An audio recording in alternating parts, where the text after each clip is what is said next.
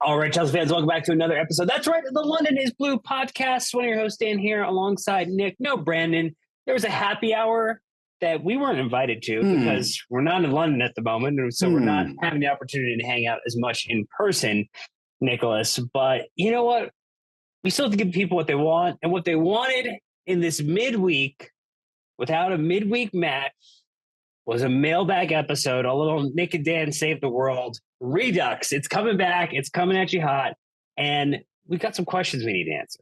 It's been a minute since we've done one of these. The people, we left the people wanting more, and, they decided, we're going to do this. We're going to submit some silly and sometimes really thoughtful questions and make Dan and Nick save the world. And you know what? Luckily, I'm wearing my cape. Let's get going.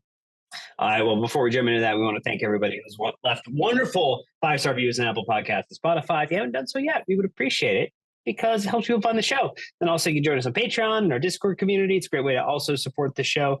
Albeit that is a financial way, and you don't have to do that, but it's always appreciated. And then, Nick, one other way that people can appreciate us right now is with a little bit of a side project we've been doing, and I'll just tee it up to you. That's right. At Pod Underdogs, we have recorded a Ted Lasso watch along podcast where we break down each episode of Ted Lasso season 1, season 2, and now, as of this recording, episode 1 of season 3 has been released, and we will be producing content for that live, just like we do after Chelsea matches, right after the episode has aired, and we give people time to watch it. So if you can go on Apple Podcast, on Spotify, on whatever platform you listen to us on, and subscribe to the Underdogs, a Ted Lasso podcast produced by London is Blue. If you can rate 5 stars and review us, that would just be fucking fantastic. We need to get some momentum behind the show, and I'd really appreciate it personally as the person who's kind of backed this thing up. So that would be great, and appreciate everyone's support. I did post a photo on our socials at Pod Underdogs of me and the Ted Lasso bench from last week. Dan, we visited Richmond. We recorded the season 3 preview from the pub. It was fucking great. It's a great time. And now we're back at work and doing the things that we are paid to do by our employers for 40 plus hours a week. But again, we're fitting a little time in on this Tuesday evening as we record, a Wednesday morning, evening, afternoon, hopefully when you're listening. And our first question is going to take us right to Christopher's, which is a little light one, a little amuse-bouche to set the mood. Just asking, are you prepared to to kickstart Chelsea's season for the next time they're in a lull? Some may call it a coincidence. I prefer to imagine it's a good luck charm. I think this is in reference, Nicholas, to the London is Blue pod effect. When we went over, at least for the men's team, the men had been in fine form since we went over. And I think Christopher wants to know, would we go back? Would we do a fun rise? Would we make sure that we could go back again if Graham Potter and the team need us once more? Goddamn right we would. You're goddamn right we would. Now, look, it's expensive. So, I think, what would be even better is if the UK government saw the good work that we were putting in and granted us some sort of extended stay, perhaps, maybe a little visa action so that we could come and go as we please without some sort of limits on that. But we had a lot of fun over there. Obviously, we know the team is performing well on their own merits and that we're having a little bit of fun along the way with the good luck charm thing. But you know what? If old Graham decides like, hey, fellas, big Champions League game coming up, I don't know if we can do it without you. We're gonna give you the old call up. We're on the next plane, baby. Don't you worry about it. Yeah, I just imagine that you're doing the "I'm not leaving" speech from I ain't fucking leaving.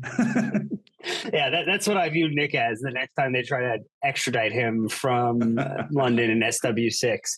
As we kind of move on to some more serious questions, we had trash takes with, is top 4 even realistic at the moment? And well, we know him on Discourse Take a Tiger, but Taylor asked the question, has the recent, it kind of lines with this, has the recent positive results changed the outlook for the remainder of the season and could we challenge for a Europa League spot?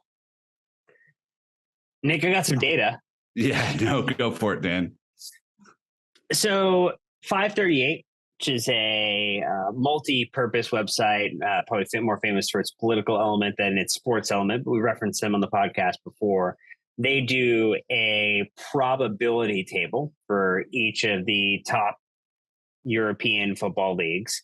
And for the Premier League right now, there are two teams that are 99% likely going to qualify for a top four spot in Arsenal and Man City with the current points that they have on right now. They're currently projecting actually if they simulated to the end of the season that Arsenal would win the league at 87 points, which is a dreadful, awful thought. And I need to banish it from the front of my mind space. Man City would probably end up on 85 points. And then from there, you start to see that Man City has a 74% probability that they're going to qualify. And then you get into now this hodgepodge of teams that are United has less 74%, likely. Not City. Correct. City's going to qualify. Yeah. So Tottenham and Newcastle both at 34% probability, Liverpool at 29, Brighton at 25. And then you get to Chelsea at a 2% probability. So you're telling me there's a chance. Yes, that's what I have. I am telling you there's a chance. But our chance relies upon us picking up points against those teams above us who are in the hunt, like Liverpool, who we do have a match to play against, like Newcastle. But there's also the scenario where we really can't lose any more points if we are going to make that happen. It is a very long shot opportunity. Let me just give you the breakdown on who we play, because I think this is important, right? And you'll note that in the table right now, we're still 10th, right? Behind, sorry, pulling this up. I know this is thrilling radio that we're doing here, but Dan didn't put it in the script because he's lazy. We are behind Brentford on 38 points. Chelsea's on 37 with a +1 goal differential because, God, we love goals. So we had a chance to play them, though. We played them on the 26th. They're on 25 games played, though, so they still have a game in hand on us.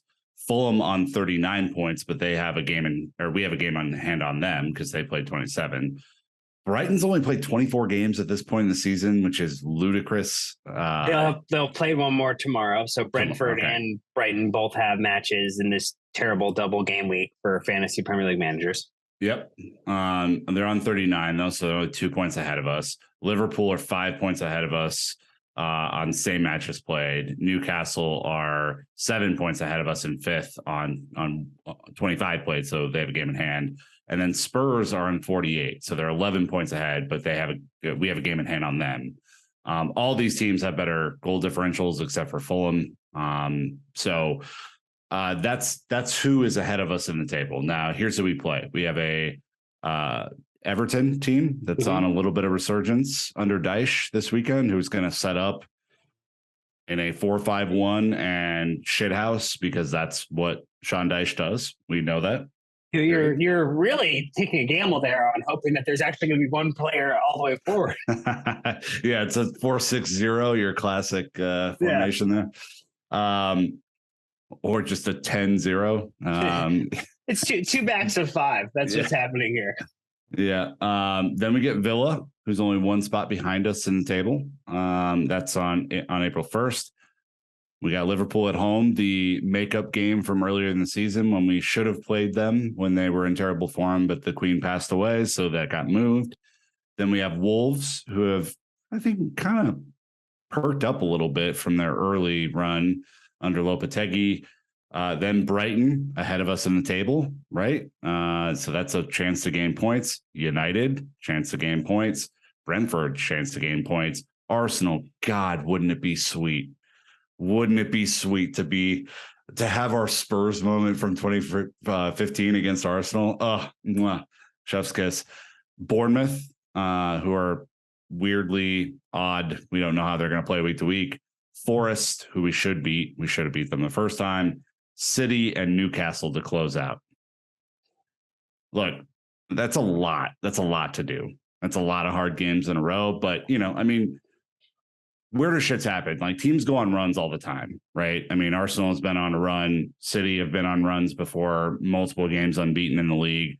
Once that momentum train starts rolling, it can go. You just don't, the team just has to perform up to their capabilities. We know that we have this season, Dan, been underperforming from a goal scored against our XG.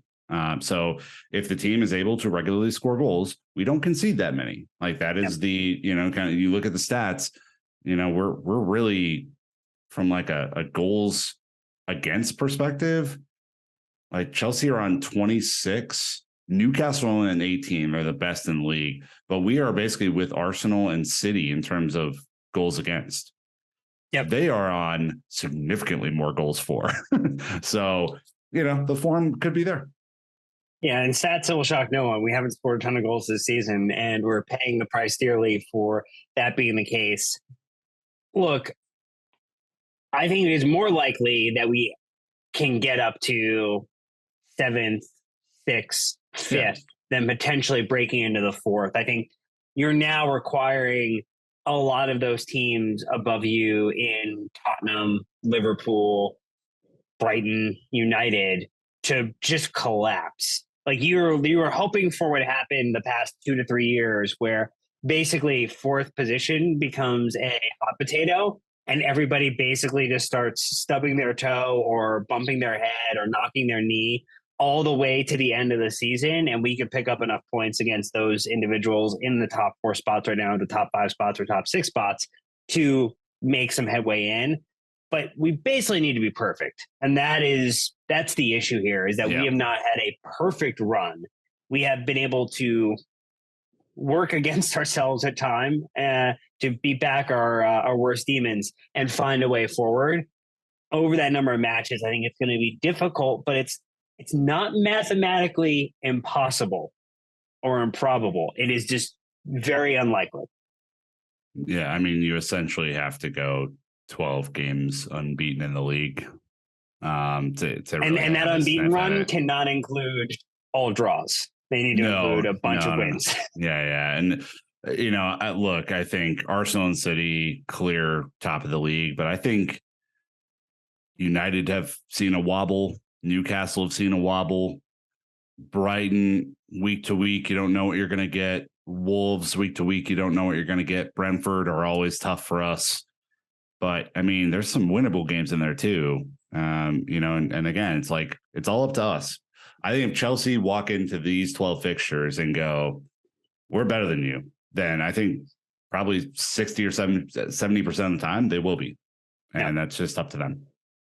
All right. So transitioning to another question from Sam CFC, not Sam CFC Central, but another Sam CFC, asking, do you think we'll end up buying Joao Felix? And if so, how much do you think he's worth?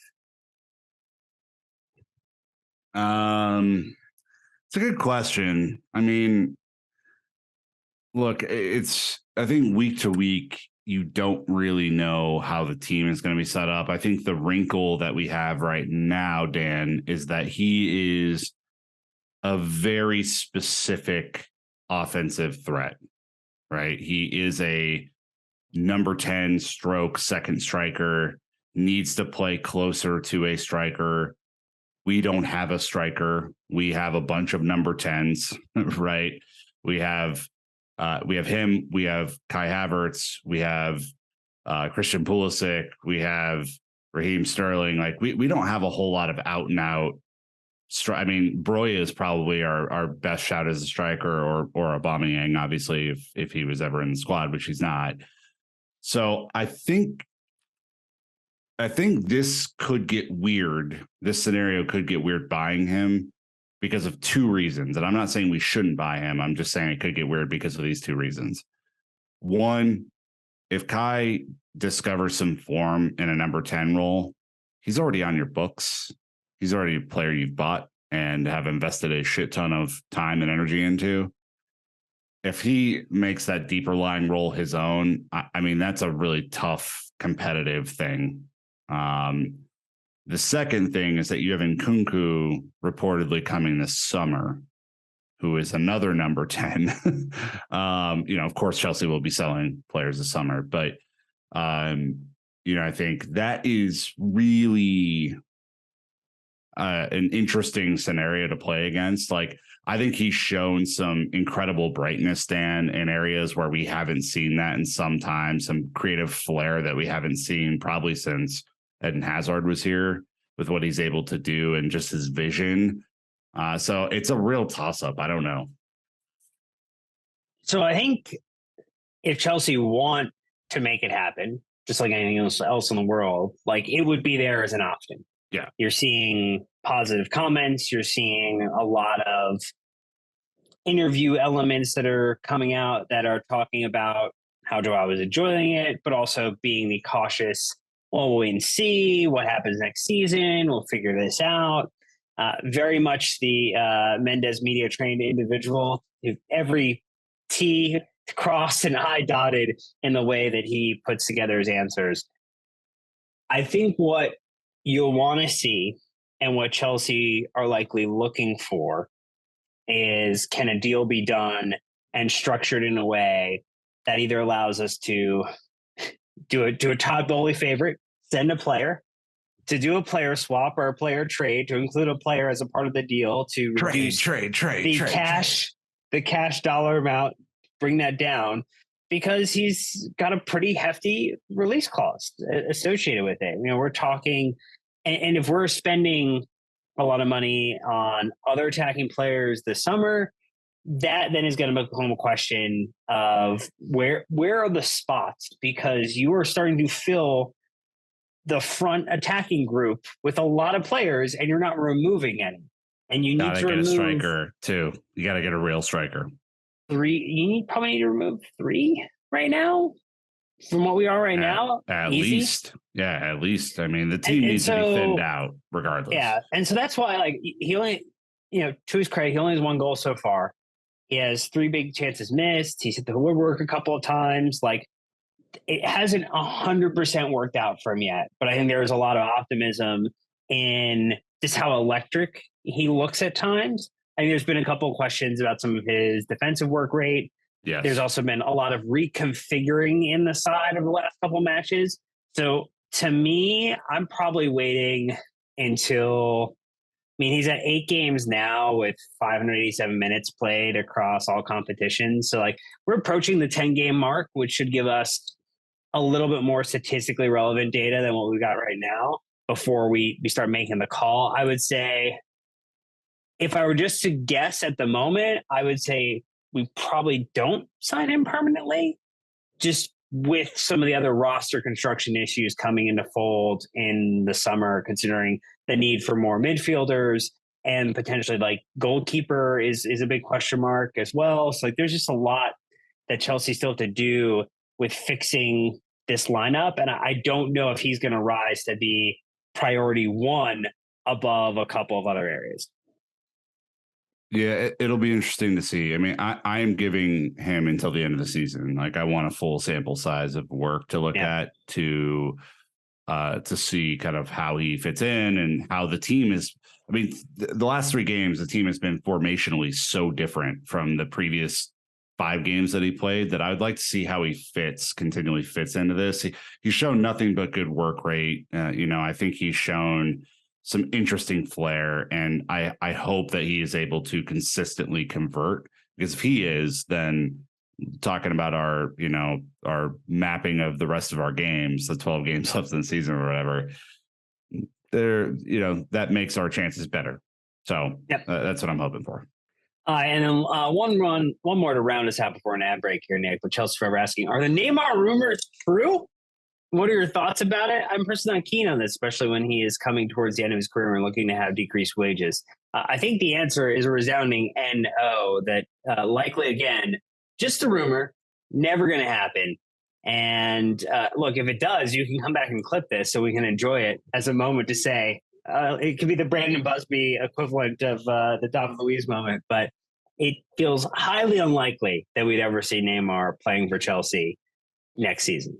Yeah, that ship has sailed. We missed out on him in 2008 or 9, and it feels like it is just never going to happen. And I also think that at this point in his career, he is, it would be like bringing Eden Hazard back into the squad. Like he has one function. He's not going to do anything for you defensively. He's shown some really erratic behavior, in terms of like on field and off field. I think it's clear he wants to leave PSG, but to where is the better question. And the friendly landing spot at Barcelona with their cheating scandal and financial issues is probably not available to him unless he wants to go play. Yeah, and above board. No, definitely. But yeah, I don't think that's the right type of move. And it would honestly cut against what the new structure has put into place over the last transfer window too. Like, we're buying young, not yet in prime talent to make them in their prime. Like Neymar is 34 now. Yep. It doesn't fit any sort of profile that we're looking for. Actually, he is 31 now. To be fair. So well, and so I overestimated by a few years. Yeah, I just don't think it's gonna be. He feels like he's been in our lives, Trevor. I understand it, Nick. Well, he's been a professional since he was like 16, so it's like a lot of wear on those tires for sure. We're going to take a real quick ad break. When we back, we'll talk about sponsor season, back three options, and potentially loan promotions for next season. So stay tuned. We'll be right back. All right, Nick. So as we continue to go through the listener questions, we had one question from Veifu asking, any idea on who will succeed 3 as our main sponsor? We talked about this before. And the more that you think about it, I think because of the issues with tech around the world, like I don't think it'll be something in tech necessarily. I think it will be something that both gives the club some sort of financial benefit, of course, at the level that's requisite with the profile of our club, which is fucking huge. And also has some like net carry-on benefit to the fan, right? And I think that's a really important part of sponsorships these days, right? It's not good enough anymore to have, Etihad Airways and have $9,000 plane tickets. It's like, how can you do giveaways? How can you do promotional things? How can you provide value to the supporters who are buying these 140-pound shirts every season with your fucking logo on it? That is, I think, the part that I'd be really interested in. And we joked about Coors before, but I'd be really interested to see if the right style of brand comes along to give back to the supporters. We know that is that would be a huge coup for Bully & Co. And I think would make that transition a little bit better and, endear this sponsor to the fans a little bit more, frankly. The interesting thing will be, and you mentioned this about just some of the global conditions, like the amount of money is going to be the primary issue. And it's going to be, how do we get the money that we need? Because, just to be frank about it, like if we don't get in the Champions League, like we're going to be looking under every cushion at Cobham and every seat at Stamford Bridge to figure out like how do we get some additional money, some additional commercial revenue out of it. We saw the Chelsea Supporters Trust put out their comments around trying to make sure that the rollback and have the ticket price increases because of the cost of living crisis is not just in the UK but around the world and pretty much every country. And so I think it has unfortunately come at a very difficult time for Chelsea to go make these negotiations for a major brand when any of them that are publicly traded in the US are going to get some pretty heavy scrutiny on spending potentially 40 million to 60 million pounds, which would be some like right in that like fair market value, I think, for what Chelsea would want for a shirt sponsor to potentially make that investment at this point in the larger kind of work. We talked about the macroeconomic conditions like that's a headwind that's facing Chelsea right now as they look to go secure this. And so, I mean, you may not get the perfect partner now. Maybe something where you have to try to figure out something for the short term, but I'd be interested to see. I think the reason why Coors probably wouldn't happen is Singa still has 2 years left on their deal. And an unfortunate amount of time for everyone who goes to to Chelsea to enjoy a pint potentially in between those precious 15 minutes between the end of one half and the beginning of another. But I mean, at least you can get Camden Hells in a can. I mean, So I mean, there are options. It is unfortunate but yeah, I think there are ways around getting out of that contract too, if they wanted to. Sure, but I don't know if you want to spend money to get out of a contract when you're really trying to maximize like your commercial opportunities. Like, Clear Lake has a bunch of properties that they're invested in. Yeah. That might play a great place for brand synergy to look. But as we move forward, Steve asked the question about once Thiago Silva's back, who do you see as Potter putting in his back three? Fofana, Badiashile, Koulibaly all look really great together right now. Cucurella is also impressing. So what a headache for Potter. I think, though, Nick, this is a headache that Graham Potter is happy to have. Mm-hmm. Then once he's had earlier in the season, where it's basically like, who's the next person up to be put in the back line because you're it. And now he really has kind of a series of choices. I think in my mind, there's like a Champions League one and there's a Premier League one. I don't know if that's where you were going within this, but that's where my mind went to in terms of maybe what the decision is. Yeah, it is, because we had to make some really hard team selection choices for the Champions League, right? Badiashile's not a part of the Champions League squad. So he's the Premier League starting left center back to me. I think I would also... I think Thiago Silva starts in both 11s if he's healthy, but I think in a world where you have to be careful with his health, my Premier League starting back three is Fofana, Koulibaly, and Badiashile. That is kind of I think, a really stout, aerially defensive group. And then I think my Champions League back three is Fofana, Thiago Silva, and I think say it. I don't really want to do. You want to say it? It might be Cucurella. I don't know. It's like either Koulibaly on the left or it's Cucurella. I think that's the challenging part. I mean, it's clear to me that Trevoh is not going to function in this, which is really sad because I think he has not done anything wrong this season. The games where he had a shit game, the rest of the team had a shit game. But it's clear that he hasn't really earned back that trust yet. And so, my ideal one would be Trevoh on the right, Thiago Silva in the middle, and then Fofana on the left, because I think he can play both. But yeah, if you're just going with the left footer, you're probably going to go with Cucurella, which is odd.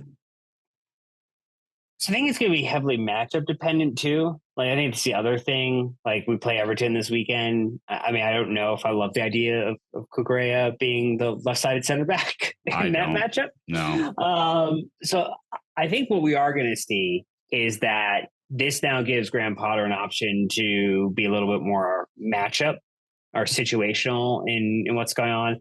I do think the Cucurella, Fofana plus either Thiago Silva or Koulibaly as the Champions League back three makes the most sense, particularly if you're going to have Chilwell and Reece on the sides, so that you really do want them to press forward. The aggressiveness of both Fofana and Cucurella was really appreciated in the tie against Dortmund, and I think it just suited us to the more European style of football that we were playing in that regard. And so, I think it feels harsh to Koulibaly, though, too, who's had a really great run, has finally started to acclimatize, has found his footing within this side and within this team.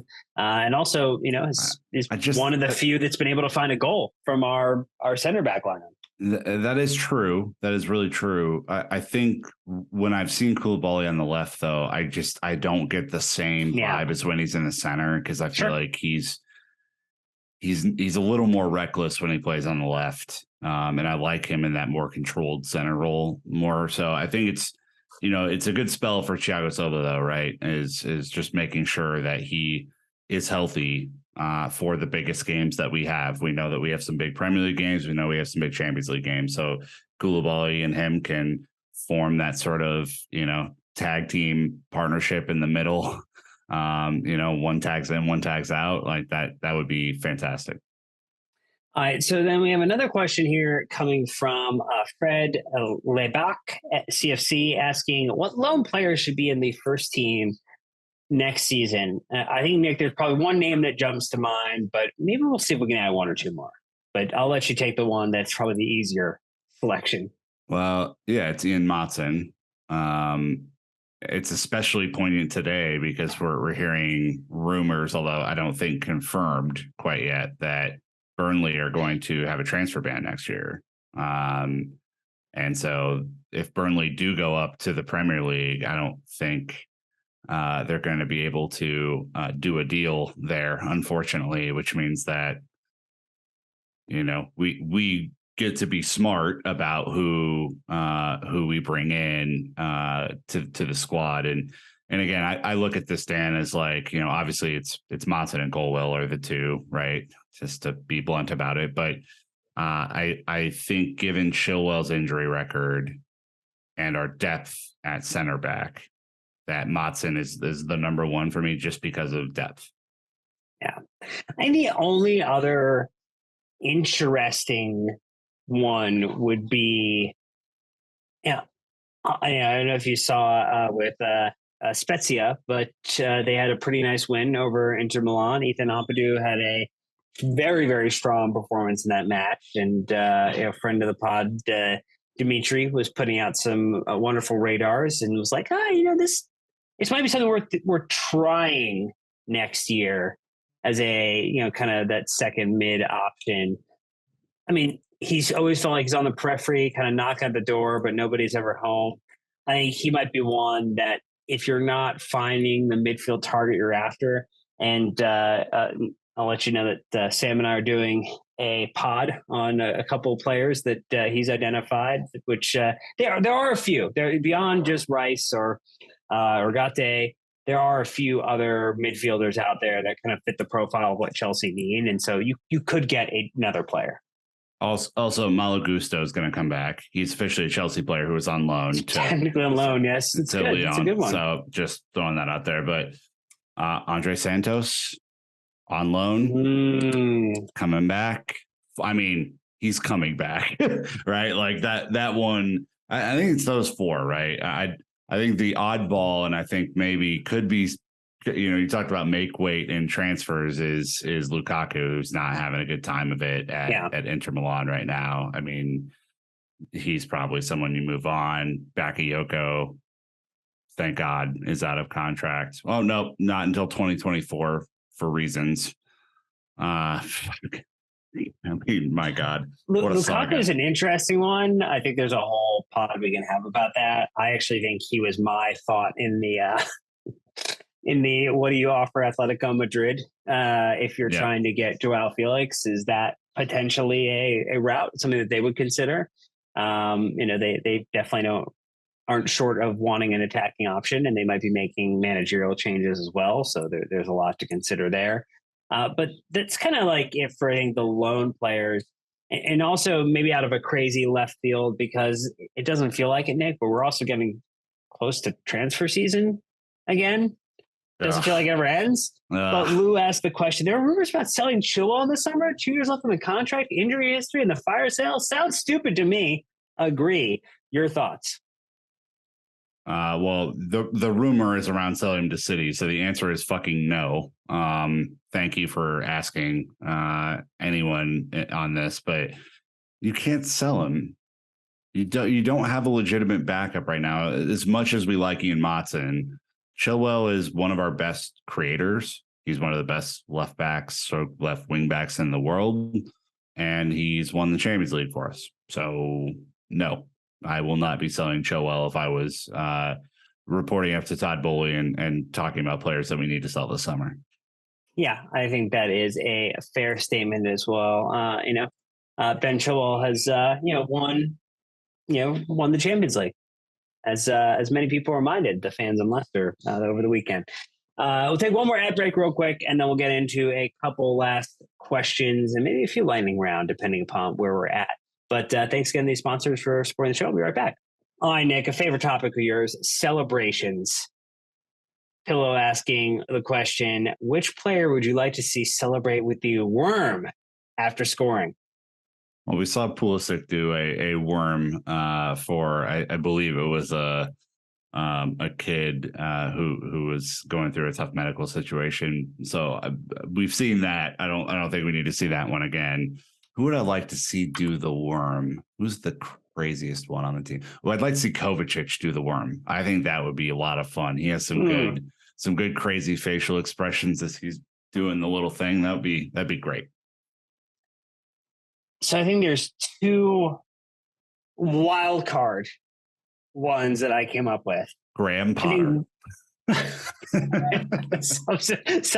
Somehow registers himself, subs himself in, gets onto the pitch, and then scores. Really great idea. Here we go, though. I have the scenario for it. Last day of the season, Chelsea chasing down top 4 after winning 12 in a row. We score the winning goal to make it into top 4. Graham Potter drops down to his stomach and worms his way over to shake the opposition manager's hand. Bam. That's it. So, okay, the two that are more likely, but not necessarily much likelier. Look, I think N'Golo Kante needs a goal celebration. Whoa. That is not just not knowing how to celebrate. I think an N'Golo Kante worm would be just magical, because anyone else doing the worm is going to feel a little forced, but N'Golo Kante doing it, it's like, just N'Golo Kante. Like, he gets away with whatever he wants.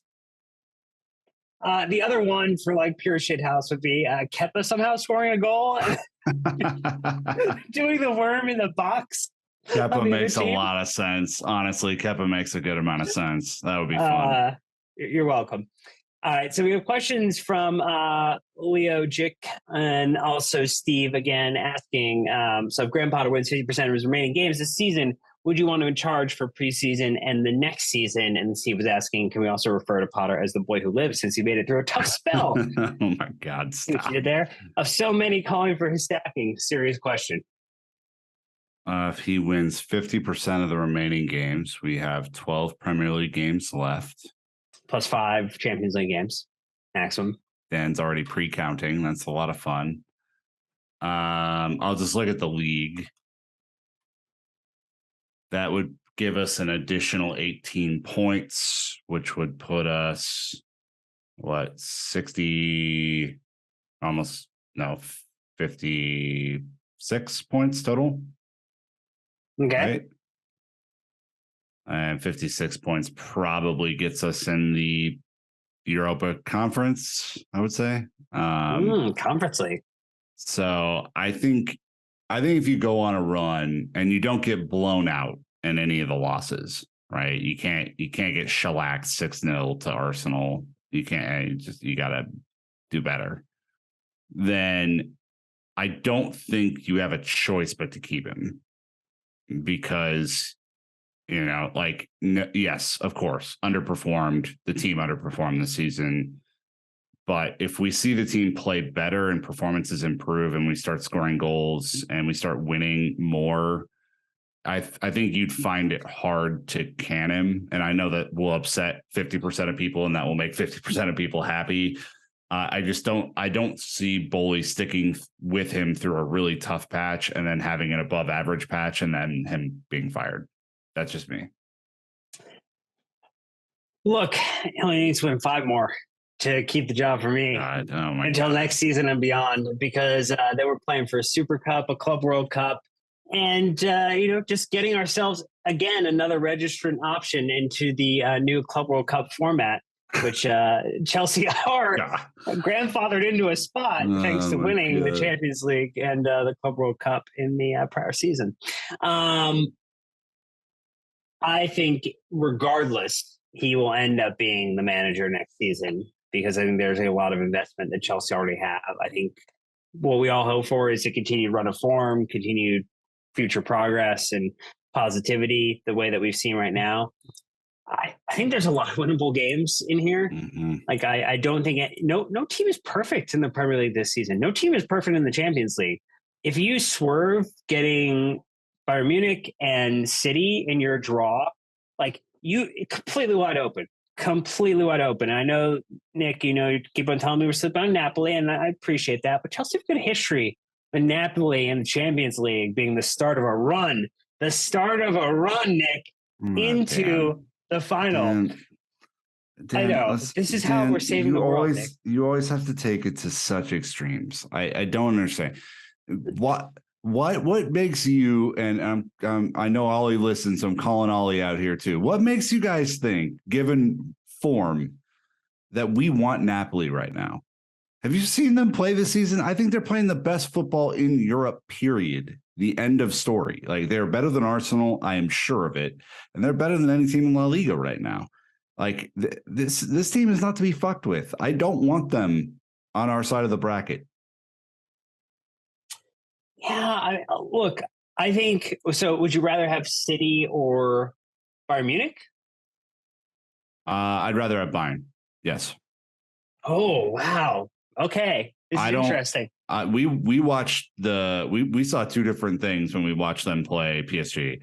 I think they were fine. I don't think they've been spectacular this season. They're certainly struggling in the league. So I don't think you want City. I don't know if anyone can really handle the big monster when he gets going. He's coming off a 5-goal game today. He's fucking nuts. But like pulled off early because Guardiola didn't want him getting 6.